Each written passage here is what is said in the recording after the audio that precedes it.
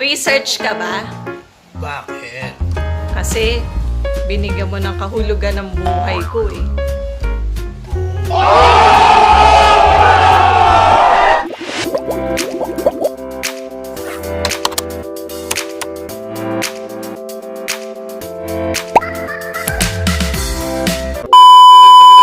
Hi ka-schoolers! Hindi ako si Neneng B at hindi rin natin kasama si Boy Pickup. Sa video natin, pag-uusapan natin ang isa pang part ng Chapter 1 mo, ang definition of terms. But before we proceed dun sa discussion ng topic natin, sa mga hindi pa nakasubscribe, mag-subscribe na kayo. Tapos paki-ring na rin yung notification bell para kagaya ka ni JP Del Rosario na laging una sa mga videos natin. Ka-schoolers, ka-researchers, tapusin nyo yung video natin kasi sa dulo nito, I will give the important reminders in writing the definition of terms. At sa dulong-dulo pa nito, meron tayong activity. So, titingnan natin kung mapipili ba ninyo yung mga words na dapat ilagay at hindi ilagay sa definition of terms. Okay, so start na tayo. Ano ba yung definition of terms at bakit ba kailangan pa tong part na to sa Chapter 1? Definition of terms. According to Harvard University's Extension School, Guide to ALM Thesis, definition of terms is an alphabetical list of important terms or acronyms that you define, particularly ambiguous terms or those used in special way. This part of Chapter 1 is important to the readers of your research paper, especially if they are outside of your field or discipline.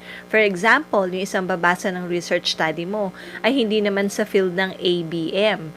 May word ka doon na market, in which we know na maraming kahulugan, di ba? Pag sinabi nating market, pwedeng place yan, or tao, system, or procedure.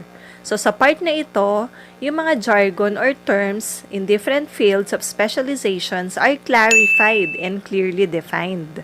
Para mas ma-explain natin yung bagay na to, punta tayo dun sa discussion ng dalawang types ng definition. So, ito rin yung dalawang method or paraan kung paano natin bibigyang kahulugan yung mga words dyan sa ating research study. Okay, so we have two types of definition, the conceptual definition and operational definition. When we talk about conceptual definition, we are giving the universal meaning of the term. Ito yung meaning ng word or term as understood by many people. Tinatawag din itong theoretical definition. On the other hand, kapag operational definition naman, this refers to how the term is applied or used in the research. Dito din pumapasok sa operational definition yung how we measure the variable in terms of the specific processes, tests, and measurements used to determine its presence or quantity. Okay, so now let's go to the important reminders in writing this part of your Chapter 1. Now, even though for others, no, they consider this as a small part or a minor portion of the whole research paper, for me, I consider this significant in that we must put our careful attention in writing this part because, as I said, we must consider our readers, no? They should be guided on the words that we put in, that we use in our research paper. Okay, so at this point, let's now proceed dun sa important reminders in writing this part of Chapter 1. Okay, so first reminder, only words or phrases that have special meanings in the study are defined. So wag mo na isasama yung mga words na alam naman na nating lahat. Halimbawa, yung word na students. Hindi mo na isasama yan kasi kahit kinder, alam niya na yung kahulugan yan, di ba? Okay, so next, what to define. Ngayon, anong mga words ba yung kukunin mo at i-define mo? So, andito yung mga pwede natin pagkuhan ng words. Una, yung title mo, no? There are important words in your title, yung mga variables mo. So, dyan mismo sa title, andyan yung mga variables mo na kailangan mong bigyan ng kahulugan. So, kunin mo sila at ilagay mo dyan, bigyan mo ng meaning. Pangalawa, identify the technical terms or those unfamiliar words applied in your research. Tapos, other researchers also include words for treatments and measurement, like yung mga data analysis terms, sinasama din nila dyan. Okay, so next reminder, define the terms conceptually, operationally, or both. So kanina, no, diniscuss na natin yung difference between conceptual definition and operational definition. So pili ka doon kung alin yung gagamitin mo. Pero pwede mo rin silang parehong gamitin. Okay, so our next reminder, if your definitions are from sources like dictionaries, journals, encyclopedia, books, and other publications, do not forget to acknowledge the source. So, ilalagay mo yung source kung saan mo nakuha yung meaning, okay? So, para hindi ka ma-plagiarize. Okay, so another thing, if there are uncommon acronyms, you may include them in the definition of terms and don't forget to spell them out correctly before you give their meanings. Okay, so for our last reminder, definitions should be brief, clear, and unambiguous. Maigsi lang yung meaning na ilalagay mo, direct to the point, clear, hindi siya doubtful or uncertain para sa mga readers. Ayan, so easy lang naman, di ba? So tandaan nyo lang yung mga reminders na yan in writing our definition of terms. Okay, so on this part, let's have a short activity. So let's try.